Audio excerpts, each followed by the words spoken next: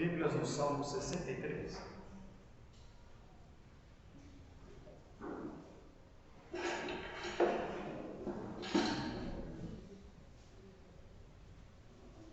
E o Salmo 63 nos diz da seguinte forma: Ó Deus, Tu és o meu Deus forte, eu te busco ansiosamente.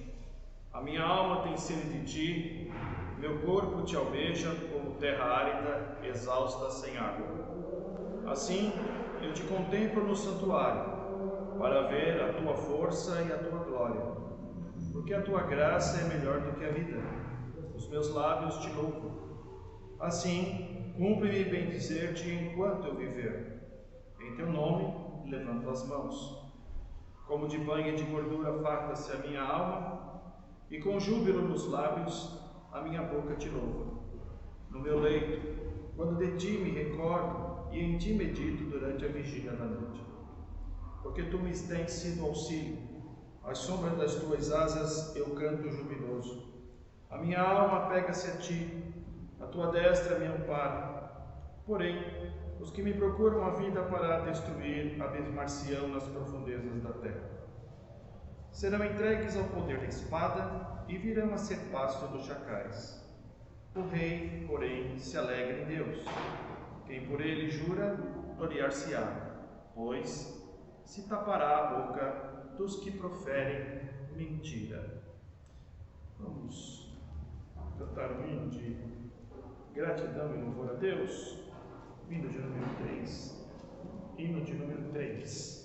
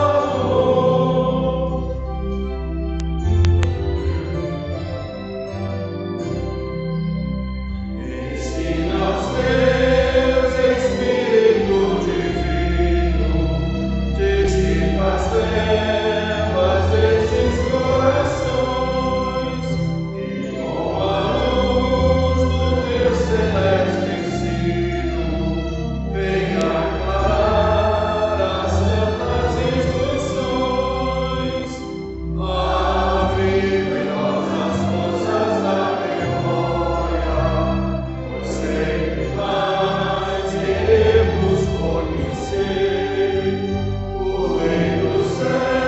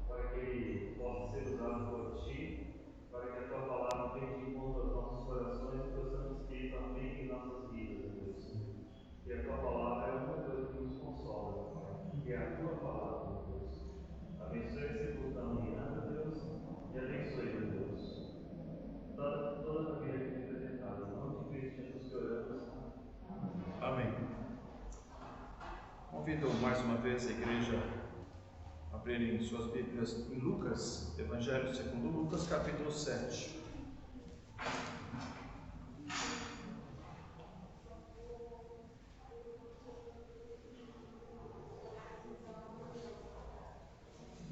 Lucas capítulo 7, a partir do verso 31.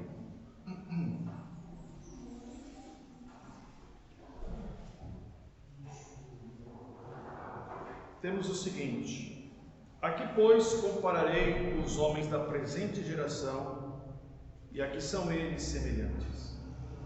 São semelhantes a meninos que, sentados na praça, gritam uns para os outros: nós os tocamos flauta, e não dançastes. Entoamos lamentações, e não chorastes. Pois veio João Batista, não comendo pão, nem bebendo vinho, e dizeis: tem demônio. Veio o Filho do Homem, comendo e bebendo, e dizeis: eis aí um glutão e bebedor de vinho, amigo de publicanos e pecadores. Mas a sabedoria é justificada por todos os seus filhos. Convidou um dos fariseus para que fosse jantar com ele. Jesus, entrando na casa do fariseu, tomou lugar à mesa.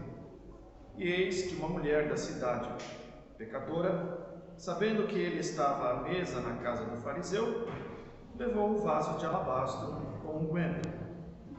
E estando por detrás aos seus pés, chorando, regava-os com suas lágrimas e os enxugava com os próprios cabelos. E beijava-lhe os pés e os ungia com unguento. Ao ver isto, o fariseu que o convidara disse consigo mesmo: se este fora profeta, bem saberia quem e qual é a mulher que lhe tocou, porque é pecadora. Dirigiu-se Jesus ao fariseu e lhe disse: Simão, uma coisa tenho a dizer-te. Ele respondeu: dize-a, mestre. Certo credor tinha 2 devedores. Um lhe devia 500 denários e o outro 50. Não tendo nenhum dos dois com que pagar, perdoou-lhes a ambos. Qual deles, portanto, o amará mais?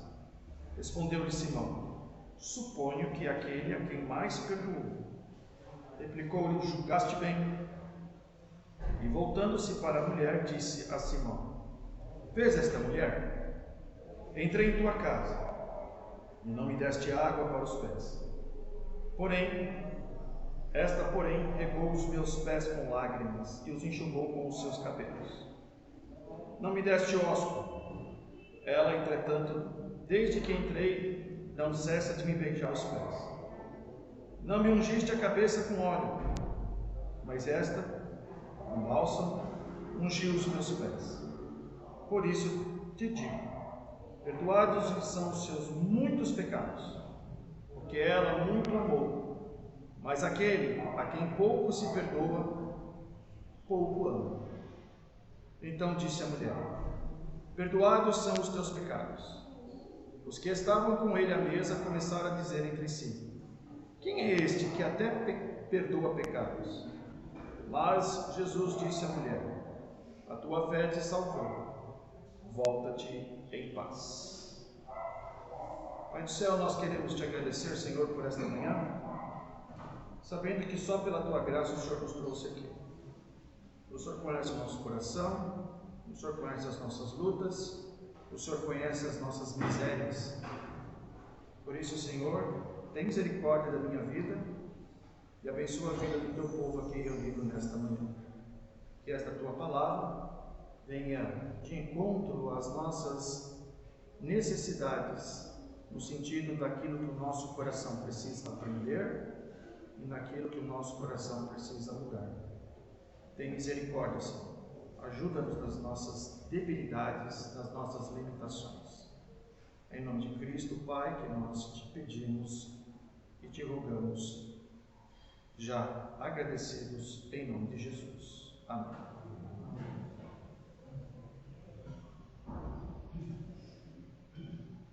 Uma das coisas que Jesus ele sempre coloca de uma maneira bem clara, bem incisiva, é a respeito daquilo que alguns pensam de si mesmo e daquilo que alguns acham de si mesmo. Jesus, quando ele começa a testemunhar a respeito de João, ele está falando, para toda aquela multidão que estava seguindo ele, a respeito daquilo que João era.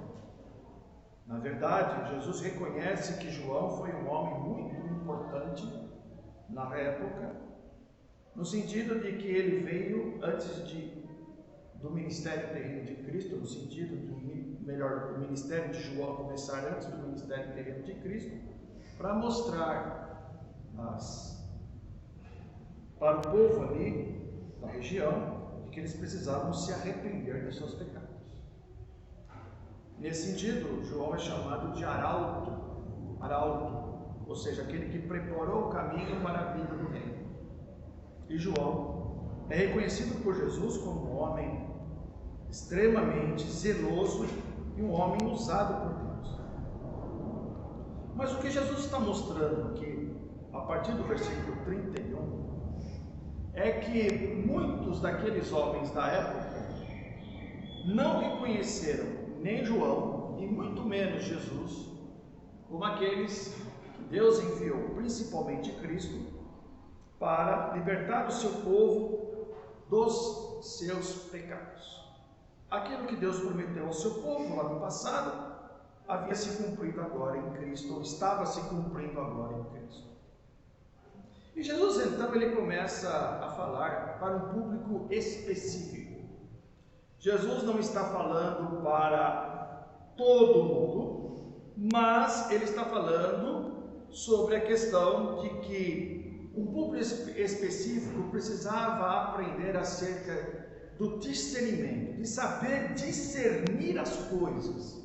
Algo que muitos daqueles que estavam seguindo Jesus, principalmente alguns líderes religiosos daqueles dias, não estavam sabendo discernir bem estas coisas. Ele até usa, aqui no versículo de número 32, ele usa aqui uma frase interessante, quando ele fala que eles não conseguem discernir nem quando deve se alegrar e nem quando deve chorar. É isso que ele está dizendo aqui. Ou seja, eles mostram que aqueles homens daquela época, da época em que Jesus estava vivendo, homens daquela região, líderes religiosos, Jesus estava chamando de meninos. São como crianças que não sabem discernir as coisas. Você pode dizer alguma coisa para a criança, você pode dizer não para a criança, você pode dar umas palmadas na criança, ela vai entender, mas ela não consegue discernir todas as coisas.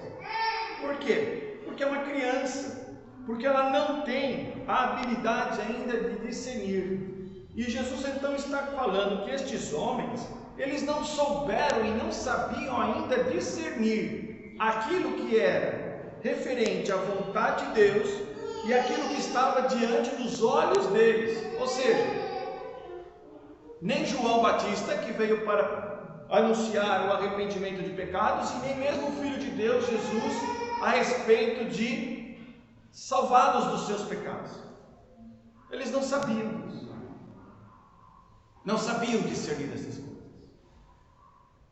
E Jesus está dizendo, nos versículos 33, 34, de que eles não conseguiam enxergar aquilo que estava diante dos seus próprios olhos. Mas no versículo 35, ele mostra que aqueles que são justificados, eles sabem discernir as coisas. Aqueles que, alcançados pela graça, eles sabem muito bem discernir as coisas. Porque Jesus diz: a sabedoria é justificada por todos os seus filhos. Aquele que pela graça recebe o perdão de Deus, aquele que pela graça ele é salvo, aquele que pela graça entende, compreende e crê que Jesus Cristo é seu único e suficiente Salvador, este sim sabe discernir as coisas. E é isso que Jesus está dizendo.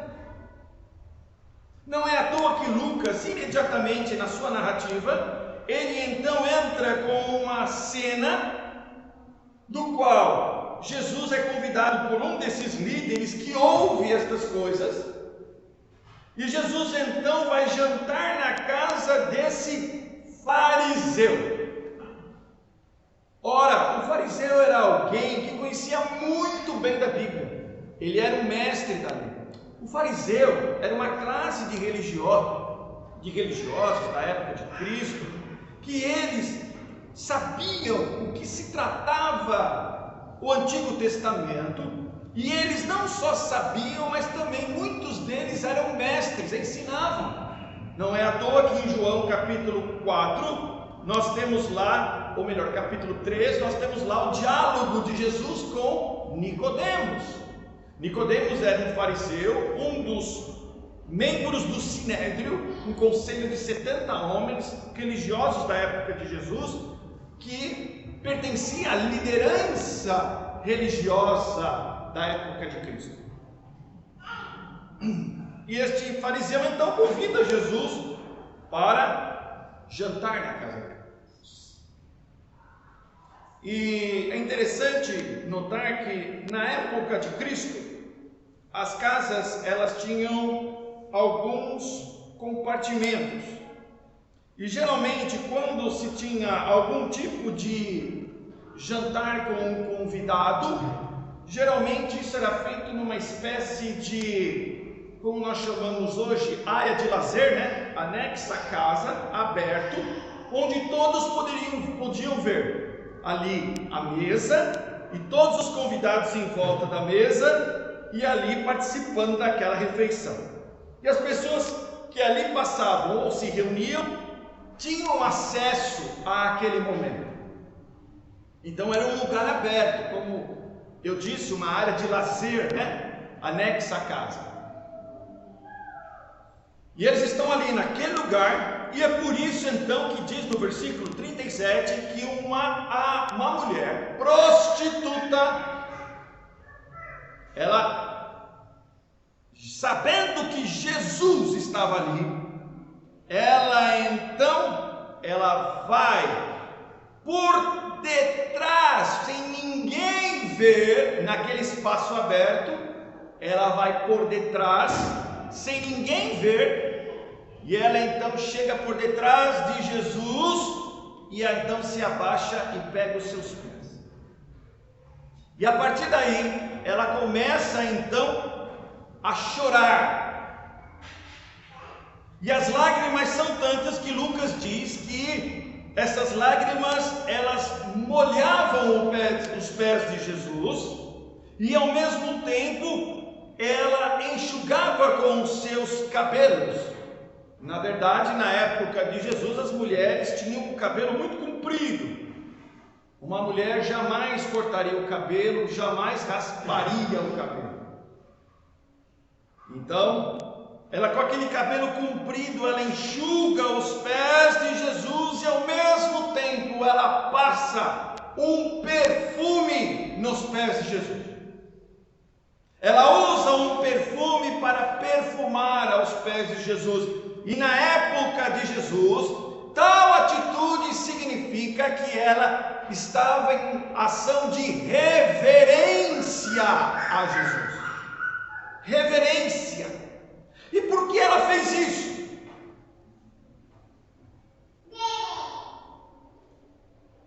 E Jesus vai dizer no final.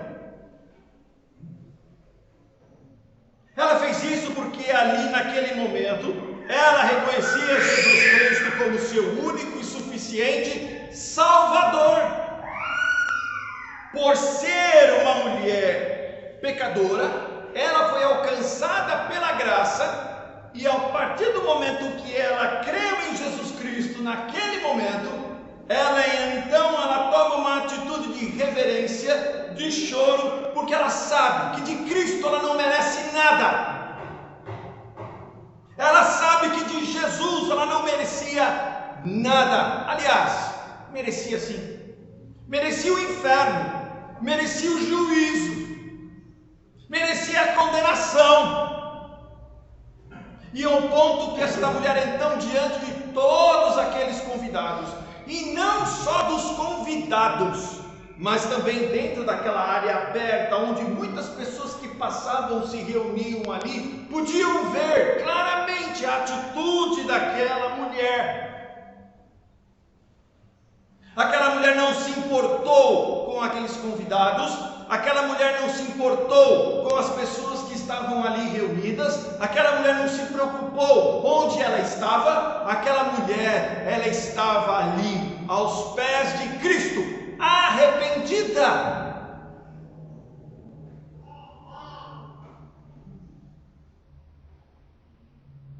Este é o grande problema da vida de um religioso.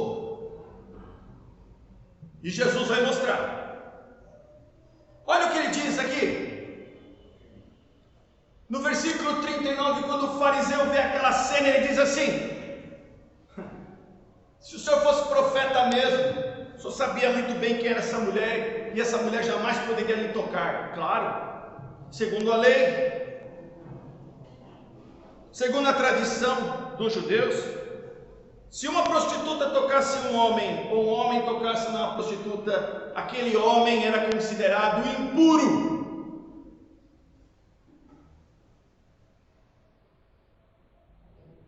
E o fariseu poderia estar pensando: eu chamo este homem que todo mundo reconhece como um homem santo, um profeta de Deus, o Messias, eu chamo ele na minha casa, vem uma mulher, uma prostituta, que todo mundo aqui conhece ela na cidade, quem ela é, e ela toca nele, e ele permite tudo isso.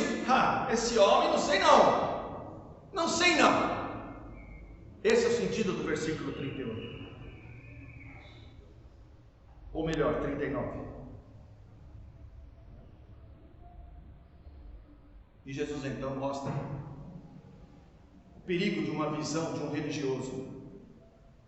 Visão essa que nós precisamos orar a Deus para que Deus nos livre deste mal que hoje infecta muitas igrejas, de gente que está dentro da igreja e pensa que é salvo. Só porque um dia veio aqui na frente e fez uma profissão de fé, só porque um dia disse na boca que crê em Jesus Cristo, mas nós sabemos que esta pessoa vive uma vida religiosa, porque é exatamente isso que acontece com essas pessoas. Olha o que ele diz. E olha o que Jesus fala para ele. Aquele homem fariseu achava que ele era melhor do que aquela mulher adúltera ou prostituta. Aquele fariseu, ele achava que por ser fariseu, aquele achava que por ser um dos religiosos reconhecidos da sua cidade, ele seria melhor do que aquela mulher. Por isso que Jesus diz que somente os filhos de Deus sabem discernir aquilo que eles verdadeiramente são diante de Deus.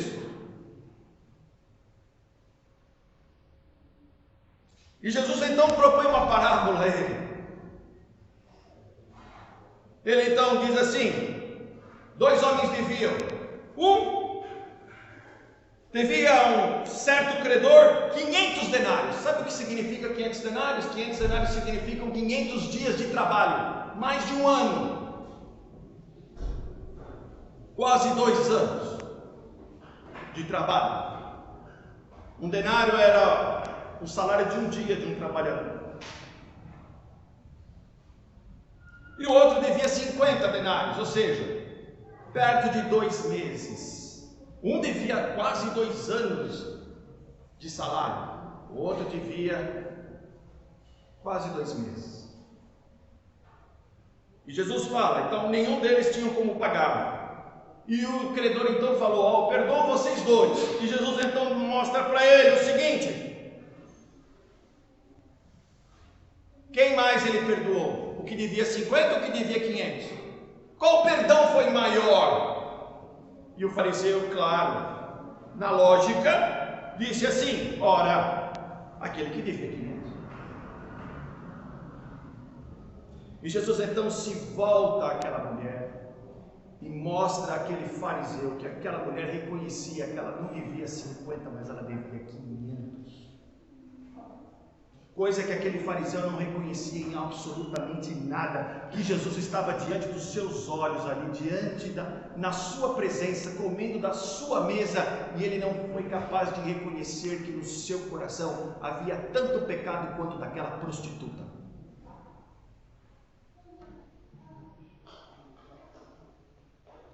É por isso que Jesus então mostra que a sabedoria é justificada, ou seja, aquele que se mostra sábio, é fato de que ela é evidente, que ela é presente na vida dos filhos de Deus, quando estes reconhecem a sua incapacidade e a sua iniquidade diante de um Deus santo.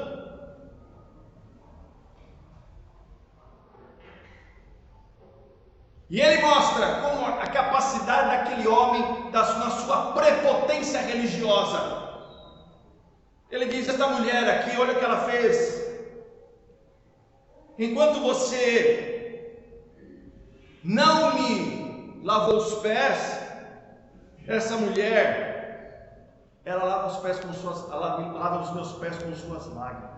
Porque lavar os pés, na época de Jesus, quando vinha um convidado, era sinal de que você era bem-vindo na casa.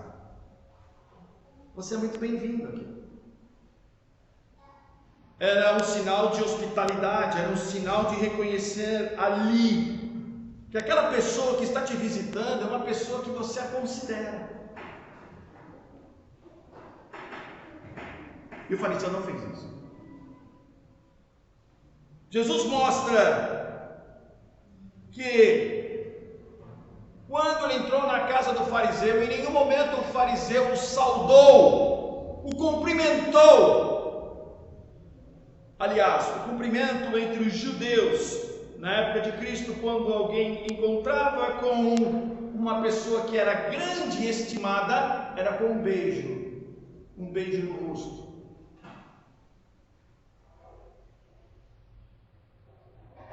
E Jesus falou: você não me saudou, você não me cumprimentou quando entrei na sua casa, mas essa mulher não cansa de beijar os meus pés. Mais ainda, você não me fez sentir à vontade na sua casa. Na verdade, a questão de ungir a cabeça com óleo significa que, como o lugar onde Jesus vivia, onde os israelitas vivem, é um lugar muito quente. A aplicação de óleo na cabeça era uma espécie de um refresco, de algo para que a pessoa pudesse se sentir bem, confortável. Ela vinha do calor, ou vinha daquele momento tão quente, ou então caminhando muitos e muitos quilômetros, quando ela chegava ela estava cansada. Então, na verdade, a aplicação do óleo significa você dar um conforto, você dar ali àquela pessoa o sentir-se bem. Ele diz: você não fez isso, mas essa mulher não cansa de ungir os meus pés com aquilo que ela trouxe, com esse perfume.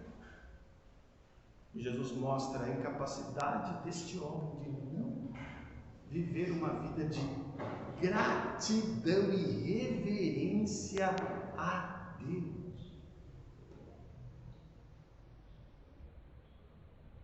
Gratidão e reverência a Deus. Esta mulher, ela recebe Jesus na sua vida de uma maneira especial, e aquele fariseu, contrariamente dessa mulher, ele não faz conta de Jesus na sua casa. Trouxe, talvez por um motivo de querer ouvir alguma curiosidade de Jesus, ou talvez, o texto não me fala disso também, talvez porque ele quisesse mostrar às pessoas da cidade que na sua casa as pessoas famosas também participavam ali da sua mesa. Poderiam ser vários motivos que o fariseu convidou Jesus para estar. O texto não me diz. Mas o motivo correto, ele se esqueceu de que ali na mesa em que ele estava o Filho de Deus. E talvez essa também seja a nossa atitude hoje nas nossas vidas. Talvez nós estejamos aqui na igreja todos os domingos, todas as quartas-feiras. Talvez nós estejamos trabalhando aqui em termos de atividades, sociedades internas e departamentos, mas na verdade nós estamos tendo uma vida de atividade, mas ao mesmo tempo Jesus na nossa vida tem ficado para escanteio. Tem sido a segunda opção, na melhor das hipóteses. Talvez Jesus seja um personagem muito importante na nossa vida, mas não o suficiente para a gente olhar com atenção, no sentido de viver a vida genuinamente grata e reverente a este Deus. Olha, prostituta.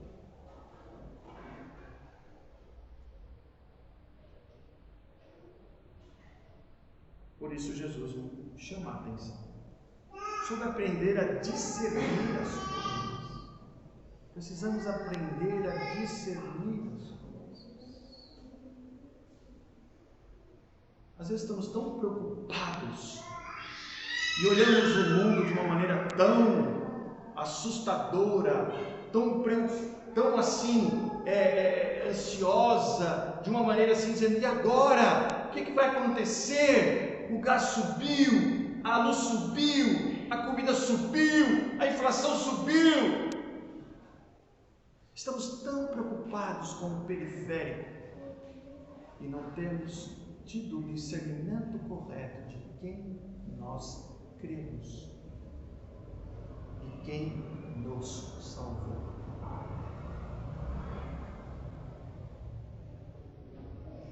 Olhe para o fariseu, olhe para a prostituta. Que Deus nos ajude a aprender a discernir as coisas com sabedoria. E a sabedoria, como diz Provérbios, tem como princípio o temor a Deus. Que nós possamos aprender a discernir. E se não conseguirmos discernir, que nós busquemos de Deus, como diz Tiago. Se você precisa de sabedoria, busque a Deus. Busque sem duvidar, porque Ele dá liberalmente, para que nós possamos aprender a discernir as coisas, porque nem tudo que se mostra do jeito que a gente pensa é de verdade. Aqui está a prova: o fariseu e a prostituta. Que Deus nos ajude, que Deus nos abençoe e guarde o nosso coração da falta de discernimento no mundo em que vivemos, um mundo tão mau como vivemos atualmente. Vamos orar para encerrar? E depois dividiremos em sábado. Pai do céu, nós queremos te agradecer, Senhor, porque a tua graça e o teu amor têm nos acompanhado. E muitas vezes, Senhor, nós não sabemos discernir essas coisas. Não temos tido um coração grato a Ti e não temos dado a reverência e a importância necessária à pessoa e obra do Teu Filho Jesus nas nossas vidas. Por isso, Pai, nós te pedimos que o Senhor venha, pela Tua misericórdia, a nos ajudar. Ajudar para que nós possamos, Senhor, aprender a distinguir as coisas, a analisar as coisas à luz da Tua palavra e ver, Senhor, que temos muito mais para Te agradecer, temos muito mais para Te servir temos muito mais, Senhor, para viver uma vida segundo os teus propósitos, em gratidão a este amor, ao perdão e à misericórdia que o Senhor nos abençoa em Cristo Jesus. Ó Pai do céu, dai-nos sempre, Pai, um coração grato. Dai-nos, Senhor, sabedoria. Mais uma vez te pedimos tudo isso em nome de Jesus. Amém. Vamos, Jesus.